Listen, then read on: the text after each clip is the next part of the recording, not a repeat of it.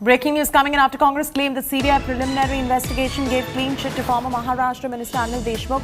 India Today has accessed the FIR cops filed by the CBI. The document counters Congress claim and says preliminary inquiry revealed that a cognizable offence is made out in the matter. It also recommends that a regular case may be registered against Section 7 of the Prevention of Corruption Act 1988 against Anil Deshmukh. Sources have also highlighted that the preliminary probe report claimed to be revealed by the Congress is not signed by any authorized probe official or a signatory. Sources in CBI, while being tight-lipped on the Congress document, said a probe needs to be carried out into the leaked document to find out if it is genuine or not.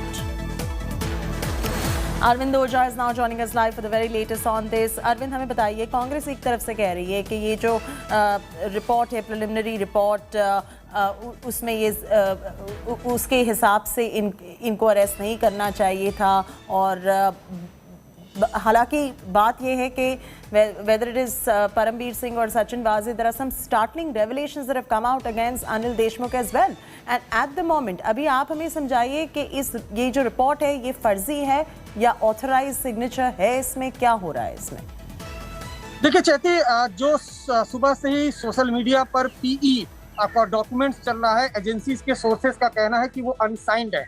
इन सब के बीच India today के पास न सिर्फ FIR copy बल्कि उसी RS जुनियाल का जो officer है सीबीआई के डिप्टी एसपी, उनका पीई का डॉक्यूमेंट्स इंडिया टुडे के पास है जो साइंड है, और उसमें बाकायदा ये लिखा गया है कि जो अनिल देशमुख हैं, जो महाराष्ट्र के पूर्व गृह मंत्री हैं, उन्होंने सरकारी जो अपना पद था उसका दुरुपयोग किया, इसलिए उनके खिलाफ करप्शन का मामला बनता है।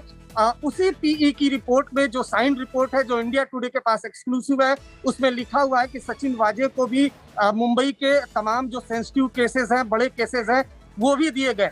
न सिर्फ इंडिया टुडे के पास एफआईआर की कॉपी है बल्कि पीई की वो डॉक्यूमेंट्स भी है जो साइन डॉक्यूमेंट्स है सीबीआई के डिप्टी एसपी का, और उसमें साफ साफ लिखा हुआ है कि जो इनिशियल इन्वेस्टिगेशन उसके बाद ये सामने आया है कि अनिल देशमुख ने करप्शन किया है, इसलिए एफआईआर दर्ज होनी चाहिए। जहां तक सोशल मीडिया पर जो पीई के डॉक्यूमेंट्स चल रहे हैं वो अनसाइंड है। जो जांच एजेंसी है सीबीआई वो टाइट लिप है इस पूरे मामले पर, लेकिन उनका कहना है कि इस मामले की जांच की जाएगी। लेकिन जो इंडिया टुडे के पास डॉक्यूमेंट्स लगा है, जो पीई की रिपोर्ट है वो साइंड रिपोर्ट है, उसमें साफ साफ कहा गया है कि अनिल देशमुख के खिलाफ करप्शन का चार्ज बनता है जो इनिशियल है इन्वेस्टिगेशन पर, और जिसके आधार पर एफआईआर अनिल देशमुख के खिलाफ दर्ज हुई थी। एफआईआर की कॉपी भी इंडिया टुडे के पास मौजूद है। बिल्कुल। Thank you Arvind for that clarification and joining us with the very latest details right there. This of course counters the claim that is being made by the Congress party at this point of time. CBI sources have punched holes in Congress's claim against Anil Deshmukh. Thanks Arvind for joining us.